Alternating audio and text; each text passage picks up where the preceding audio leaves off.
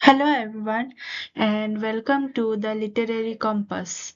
So this is the first video of 10 questions 10 concepts series, and all these questions will be very beneficial for all the set exams and also for UGC NET exam. So if you are preparing for any of these exams, this video is for you. So without any further delay, let's start with the first question. So the first question here is, where ignorance is bliss, this folly to be wise. So who wrote the following line? We have options: option A Pope, option B Gray, option C Collins, and option D Southey. So the correct answer for this question will be option number A, that is Alexander Pope. And these lines were taken from his poem, that is Ode on a Distant Prospect of Eton College, which was first published in 1747. Now, talking about this poem, this is a reflective poem in which what Pope is doing, he is looking, or we can say he is observing the students of Eton College from a distance, and while he is watching the children play, he realizes that those children, they're very happy because they are in a right now they are in a very carefree world. They don't have to worry about the hardships, they don't have any sorrows, or they don't have any responsibilities. All they have to do is to enjoy their life. Okay, so which is again very contrasting with the adult life, because adulthood comes with pain, it comes with anxiety, suffering, disappointment and everything, right? But if we talk about childhood, we automatically associate it with innocence, happiness and freedom, right? So this is the first question. So moving on to the next question. Love seeketh only self to please, to bind another to its delight. This selfish and possessive nature of love is illustrated in which of the poems of Blake? Okay, so we have options. Option A, the clod and the pebble. Option B, the sick rose. Option C, a poison tree. Option D, a sunflower. So the correct answer to this question will be option number A, that is the clod and the pebble. And this particular poem, it is part of Blake's collection called Songs of Experience, which is published in the year 1794. This year is very important, and also this collection is important for exams, right? So now talking about this particular work, what does is this talk about? So in this poem, it presents two contrasting views of love. Okay, and it has two symbolic speaker. So the first speaker is the clod, which represents the selfless loves. Okay, the clod of clay, it represents innocent, it represents purity, and as I have mentioned, selfless love. And he believed that, that is Claude believes that true love is actually selfless, right? Because when we are in love with someone, we seek the happiness of our beloved more than our own, right? So this is what the Claude talks about, that is he talks about the selfless love. On the other hand, we have the pebble. Now the pebble, this talks about the selfish love. Okay, so one is the selfless love and another is the selfish love. Okay, because why? Because the pebble, it represents experience, it represents hardship. Okay, so the pebble, he believes that love is very self-centered. Okay, and it tries to possess us, and it tries to control our beloved. Okay, and according to the pebble, love values its own pleasure rather than giving happiness to other. Such love can create suffering in a relationship instead of providing joy. Okay, so this is what the small gist about the poem. So now moving on to the next question. Okay, we have the greatness of a poet, Arnold says, lies in his powerful and beautiful application of ideas to life. But a critic pointed out it was not a happy way of putting it, as if ideas were a lotion for the inflamed skin of suffering humanity. So, who is the critic who say the later lines? That is from Not a Happy Way of Putting It, as if the ideas were a lotion for the inflamed skin of suffering humanity. So we have options. Option A, T.S. Eliot. Option B, F.R. Lewis. Option C, we have David Lodge. And option D, we have Ellen Tate. So the correct statement, it will be T.S. Eliot. So now talking about Matthew Arnold's view of poetry and talking about Eliot's view of poetry. So Arnold believed that poetry should be a criticism of life. That means it should guide people. It should be moral. It should have moral values. Okay, and it should input noble ideas into the minds of the people. Okay, but on the other hand, we have T.S. Eliot. He criticized Arnold's this point of view as by saying this quotation, not a happy way of putting it, as if ideas were a lotion for the inflamed skin of suffering humanity. So what does Eliot means? He meant that poetry is not just simply meant to solve human problems or teach moral lessons, right? Instead, he believed that true poetry, or the true value of poetry, it lies in the artistic beauty, it lies in the emotional depth and imagination and language. So basically, Eliot, what he is saying, that a poem should be appreciated as a work of art rather than seeing it as a moral lesson. Okay, so that is what T.S. Eliot talks about. So even if we are not sure about this answer, let's say, if we know that Eliot has criticized Arnold's views of poetry, then also we can somehow deduce our answer to T.S. Eliot, right? So moving on to the next question. A sudden blow, the great wings beating still above the staggering girl, her thighs scarced by the dark waves, her nape caught in his bill. He holds her helpless breast up upon his breast. So, who is the author of the above lines? We have option A, W.B. Yeats, option B, T.S. Eliot, option C, W.H. Auden, and option D, D.H. Lawrence. Okay. So the correct answer for this question will be, that is option number A, W.B. Yeats. Okay, and these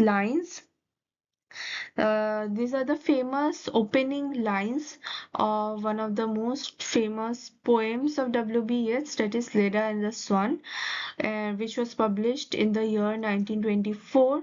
And this particular work is one of the best, or one of the East's best known sonnets, right?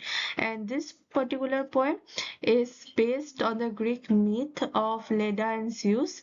So what happens in the myth, that that is Zeus, he transforms himself into a swan and he approaches Leda.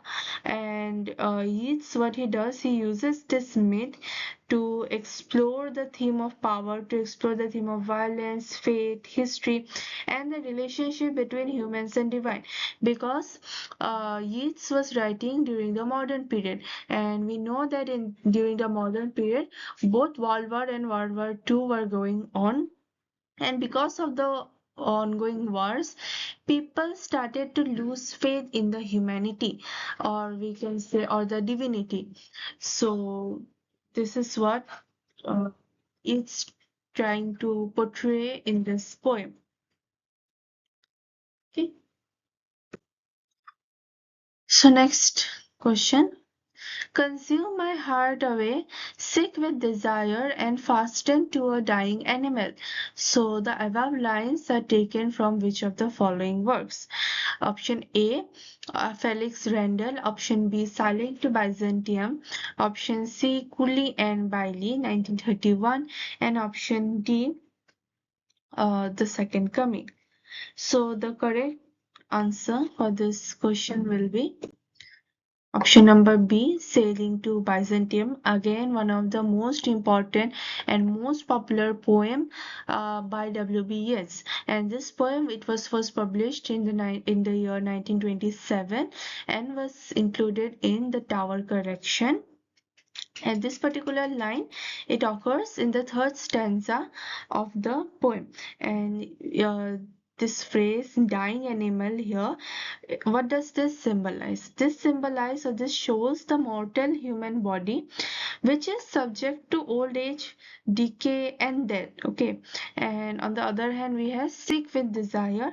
So what does this refers to? It refers to the heart which is being burdened by the worldly passions or pleasure and the earthly attachment. So what does the speaker wishes to? He wishes to be free, or he wishes his soul to be free from the limitations of the physical body and attain spiritual immortality. Okay, and again Byzantium, it symbolizes a world which is of eternal beauty, which has wisdom, which has spirituality, and which has perfect art. Okay, and this particular poem, it contrasts the temporary nature of human life with the everlasting nature of art and soul, we can say.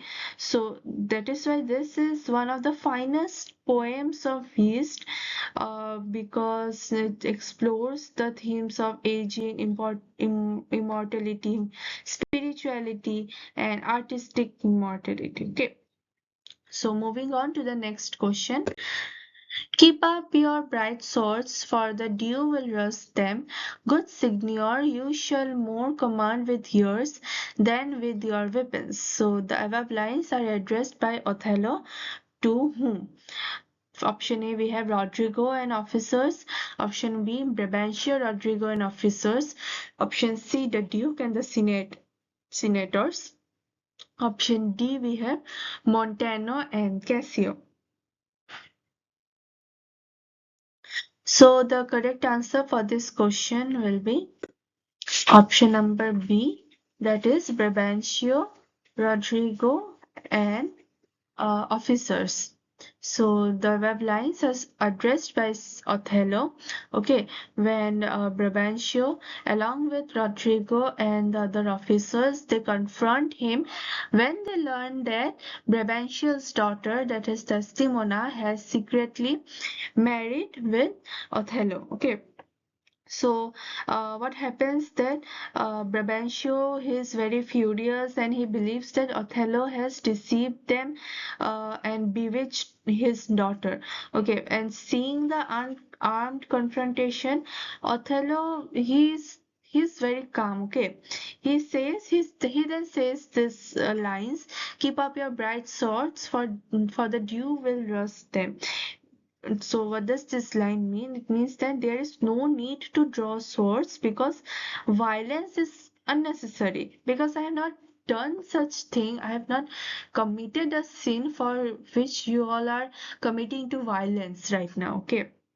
He then very respectfully addresses Brabantio, and he addresses him as good Signor and reminds him that wisdom and age uh, has more respect than weapons. Okay, so these lines, it reflects Othello's calmness, it reflects his dignity and self-confidence and noble nature. Okay, even when he is faced with hostility from everyone around him. Okay, moving on to the next question.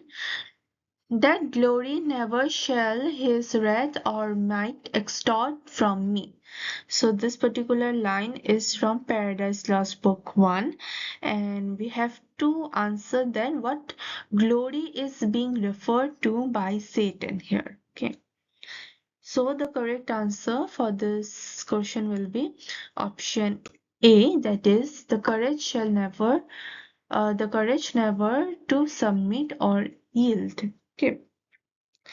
And this is I have is already mentioned in the question that these words are spoken by Satan after he and the rebel angels they have been defeated by God and they are cast into hell. But despite his defeat, Satan he refuses to surrender or repent. Okay, and the word glory we can say it refers to his spirit. It refers to his indomitable spirit or pride and a determination to never to submit to God. And Satan declares that God's anger or power can never force him to give up his courage and self-respect. Okay. And Satan also believes that here that although he has lost heaven, he still possesses an unconquerable will and courage, which he considers his true glory. And this lies shows Satan as someone who is very proud, and someone who is defiant, and a heroic figure, though his pride is ultimately lead to his downfall. Okay. Moving on to the next question. A rosy sanctuary will address with the wreathed trellis of a working brain. So the above lines are quoted from which of the following works? Option A we have Adnoius. Option B we have Ode to Psyche. Option C we have the Eve of Saint Agnes. And option D we have Endymion. So the correct answer for this question will be option B, that is Ode to Psyche. Okay, before moving on to the question number 9, let me talk something about this particular work, that is Ode to the Psyche.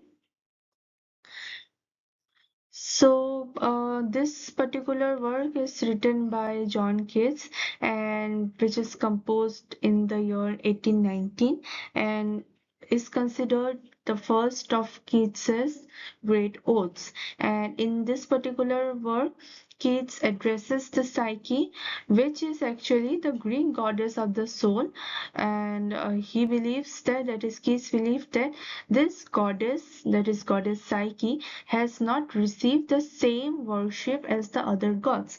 And since there is no temple dedicated to Psyche, so our poet he promises to build an imaginary temple within his own mind and heart. Okay, so this is all about that word Ode to Psyche. Now moving on to question number 9.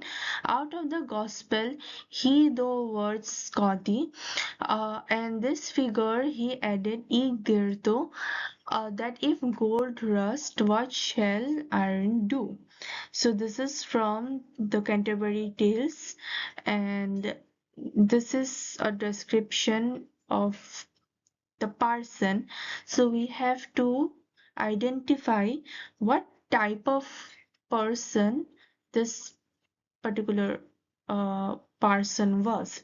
So option A we have is, was he someone who loved money, or was he someone who criticized the corrupt clergy, or was he someone who practiced what he preached, or was he someone who was poor but an honest clerk? Okay, so the correct answer for this question will be option number C, that is statement 2, 3 and 4 are correct. Let's see.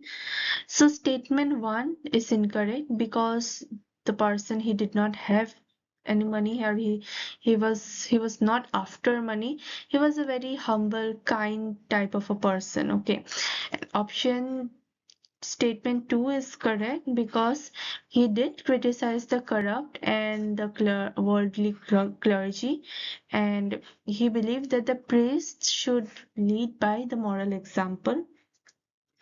And option 3 is also correct because since he was very humble, since he was a very kind and honest, so he practiced what he preached. Okay, and he was a very virtuous kind of a person. Then for the statement 4 is also correct, that even though he was very poor, but he uh, he devoted himself to work for the people, to work for the betterment of the people, and he was a morally upright character. Okay, so moving on to the last question. The old order changed, yielding place to new, and God fulfills himself in many ways. So, in which of the following poems do these lines appear? Option A, Locksley Hall. Option B, The Two Voices. Option C, Morte the Arthur. Option D, Ulysses. So the correct option will be option C, that is Morte the Arthur. So, which is written by Alfred Lord Tennyson, published in the year 1842, and which was later incorporated into Idylls of the King. And these words were spoken by King Arthur as he prepares to depart for the mystical island of Avalon after receiving a fatal wound. And in these lines, Arthur expresses his acceptance that change is a natural and necessary part of everyone's life, and every age is somehow, it eventually gives way to the another, and this process is part of part of the God's divine plan. Okay, so the old order changes, yielding place to new. This suggests that the old institutions or the traditions and generations, they must make way for the new ones, and God fulfills himself in many ways, suggests that God accomplishes his purpose through the continuous change and renewal of the world. Okay, so I have another question for you, that is a bonus question. Let's read the question and the options first. Beauty is truth, truth, beauty, that is all ye know on earth and all ye need to know. So you'll have to comment down below that which the above lines are taken from which of the following works. Option A, we have Ode to a Nightingale.